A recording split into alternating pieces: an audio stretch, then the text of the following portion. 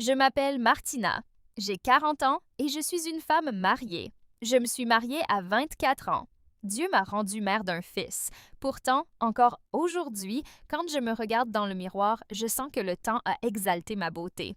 Je suis une femme sage, mes longs cheveux, le trait de colle sur mes yeux, mon teint clair. Les femmes du quartier disent souvent Martina, le mariage n'a fait aucune différence sur toi. Mais au fond de moi, mon cœur savait que la différence, elle, avait eu lieu. Mon mari était ingénieur. Son transfert dans une autre ville avait déjà eu lieu. Le travail était bon, mais le problème, c'est qu'il ne rentrait à la maison qu'un jour par semaine. Et quand il rentrait, il se reposait toute la journée, demandait à manger et à boire, et moi je restais là à souffrir dans la fatigue, alors que lui était incapable de comprendre mes sentiments. Au début, je me contrôlais. Mais quand le cœur d'une personne reste vide, il trouve quelque chose, n'importe quoi. C'était l'été. Mon fils avait bu son lait et dormait l'après-midi, et je m'étais endormie devant la télévision. Soudain, on frappa à la porte. Je demandai derrière la porte Qui est-ce? De l'extérieur parvint une voix masculine. Madame, voulez-vous acheter des tapis? Je regardai par le Judas et vis un homme costaud, à la carrure robuste, debout sur le seuil. Il avait environ 50 ans. Il était trempé de sueur, tenant 2 ou 3 tapis à la main. Dans cette chaleur, sa personnalité avait un étrange charme. J'hésitai un instant, puis je dis Mon frère, entrez donc. Il entra avec les tapis. Il les posa par terre dans la cour. Je regardai du coin de la porte. Toute la rue y était déserte. Je fermai aussitôt la porte. Je montrai la chaise. Je dis mon frère, asseyez-vous ici. Il s'assit en silence. Il dit Madame, puis-je avoir un peu d'eau? J'allai à la cuisine, pris une bouteille et la posai devant lui. Il remplit un verre et but l'eau d'un trait. Pendant ce temps, il me regardait. On aurait dit qu'il voulait scruter mes veines. Mon cœur se mit à battre fort. Je me penchai pour regarder les tapis, mais ses yeux étaient continuellement fixés sur mon corps. Avec un léger sourire, je dis Avec une telle chaleur, vous vous promenez avec ce barda, vous avez du courage. Il fut un peu gêné, puis il dit doucement Le courage, je l'ai, madame, mais parfois on doit tout faire pour gagner sa vie. J'observais attentivement ses mains. Elles étaient dures et très fortes. Soudain, il me posa une question. Il dit Madame, vivez-vous seule? En entendant cela, ma gorge se dessécha. Je dis Oui, je suis souvent seule. Il sourit à mes paroles. Il y avait une étrange audace dans son sourire. Ma respiration s'accélérait. Je sentais que dans l'air allait commencer un jeu inhabituel. Délibérément, je m'approchai et touchai son tapis. Je dis Celui-ci me plaît. Lui aussi tendit la main et attrapa le même tapis. Et pour la première fois, nos doigts s'effleurèrent. Je retirai rapidement ma main. Mais à l'intérieur de mon cœur, l'agitation était très vive. Il me dit Madame, voulez-vous me dire quelque chose? En entendant cela, mon courage augmenta. Le regardant dans les yeux, je dis Oui, ce qu'une femme désire et ce qu'un homme désire. À ces mots, ses yeux s'allumèrent d'une flamme. Il se leva. Mon cœur tremblait. Mais mon corps ne semblait pas prêt à s'arrêter de lui-même. Je dis D'abord, prenez une douche, vous puez la sueur. Il sourit et dit Où est-ce la salle de bain? D'un geste de la main, je lui indiquai le chemin et il entra. Je me rendis rapidement dans ma chambre. Je vaporisais du parfum dans la pièce. Je tirai les rideaux et m'assis sur le bord du lit. Mon cœur battait comme s'il allait sortir de ma poitrine. Au bout d'un moment, la porte s'ouvrit et il entra dans la pièce enveloppé dans une serviette. Je fus surprise en voyant son large torse. Il ressemblait à un lion des montagnes devant moi. Il s'assit sur le lit en souriant. Mon cœur désirait fermer les yeux et figer ce moment sur place. Ce fut précisément à cet instant que mon histoire prit le tournant que je n'avais jamais imaginé. L'atmosphère de la pièce avait changé. La légère brise de la fenêtre et lui, assis là enveloppé dans la serviette. Tout semblait un rêve. Les battements de mon cœur résonnaient jusqu'à mes oreilles. Je pris mon courage et lui dis « Après tout ce travail, tu n'es pas fatigué? » Il sourit et dit « La fatigue, elle est cela, madame, mais avec vous devant moi, où peut-elle bien rester? » En entendant ces paroles, la femme en moi se réveilla. Ces mots avaient cette chaleur qui m'avait manqué. Bien qu'ayant un mari, je me sentais incomplète et aujourd'hui un inconnu me prêtait une entière attention. Il s'approcha de moi, si près que le parfum qui émanait de son corps commença à toucher le mien. Il dit « Ma famille est loin, je suis venu ici juste pour gagner ma vie.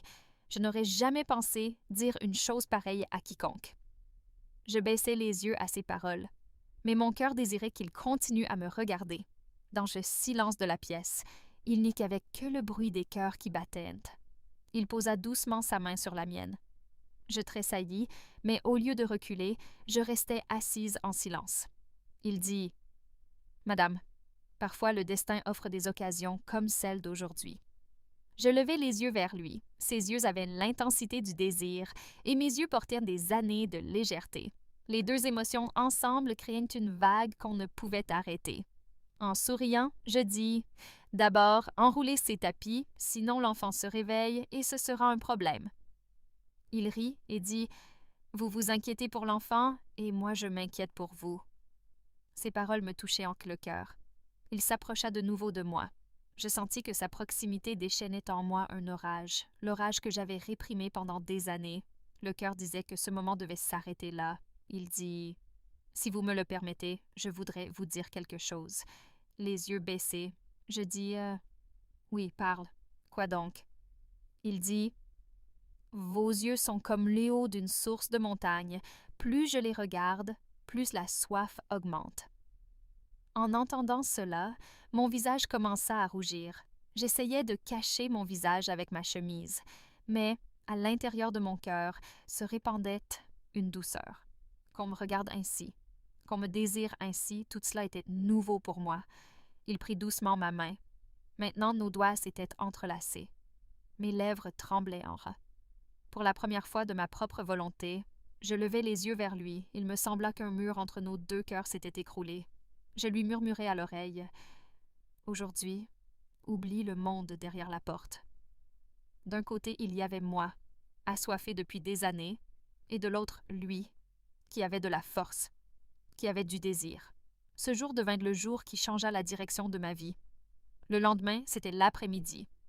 Il faisait très chaud, et la rue était complètement déserte. Je pensais en moi-même. Je me demande s'il viendra ou non. La veille, il avait apporté un orage dans ma vie. Je n'avais jamais pensé que je m'attacherais ainsi à un inconnu. Dans mon cœur, il y avait une étrange confusion. Cet inconnu était devenu un besoin pour moi. J'étais justement en train de penser à cela quand on frappa à la porte. J'ouvris la porte et la scène de la veille se renouvela. Aujourd'hui, il ressemblait à un MSTM LNG, un fou extatique. Il avait les tapis à la main, mais dans ses yeux, il y avait autre chose. Il entra en souriant. Je fermai la porte, il regardait mon corps. Mon cœur ressentait une étrange joie. Il dit « Madame, je vous attendais. » Je répondis avec un léger sourire. « Et moi, je t'attendais. » En le disant, ma voix tremblait. Dès qu'ils entrèrent dans la chambre, il mit les tapis de côté et s'assit près de moi. Sa proximité répandit de nouveau ce charme dans l'air. Je pris mon courage et dis « Ce qui s'est passé hier est mon secret. Personne ne doit le savoir. » Il sourit à mes paroles. Mon cœur trouva la paix. Je pensais que cet homme était en train de combler le vide en moi. Nous restâmes assis en silence un moment, puis il dit « Tes yeux ont une magie. » En entendant ces paroles, je détournai le regard. Mais au fond de mon cœur, j'étais très heureuse. Je n'avais jamais entendu de telles paroles. Il me prit de nouveau la main. Cette fois, je ne retirai pas ma main. Il semblait qu'une nouvelle relation soit née entre nous. Ma respiration s'accélérait. Mais mon cœur désirait que ce moment ne finisse jamais. Je dis doucement « Tu sais, mon mari ne vient qu'une fois par semaine. Le reste du temps, je vis seule. » Il dit tendrement « Toute la solitude des autres jours est désormais mienne. Ton cœur ne restera pas incomplet. » En entendant ces paroles, je tremblais. Ces mots augmentaient massivement ma soif. Il y avait tellement de silence dans la pièce qu'on entendait clairement les battements de nos deux cœurs. Soudain, mon fils se réveilla. Je courus hors de la chambre et vis que le bébé pleurait. Je le pris dans mes bras et lui donnai le lait. L'homme costaud sortit silencieusement de la chambre et s'assit à distance. Je le regardais, étonné. Il dit « Madame, le droit de l'enfant passe avant. » En entendant cela, mon cœur se remplit encore plus de tendresse pour lui. Quand le bébé se rendormit, je retournai vers lui. Il me regardait avec un léger sourire, comme s'il disait Maintenant, ces moments sont à nous. Il dit doucement. Madame, cacher un secret est difficile, mais vos yeux m'ont tout appris. Maintenant, ce chemin est tracé. Je restais silencieuse, mais dans mon cœur, j'avais déjà accepté.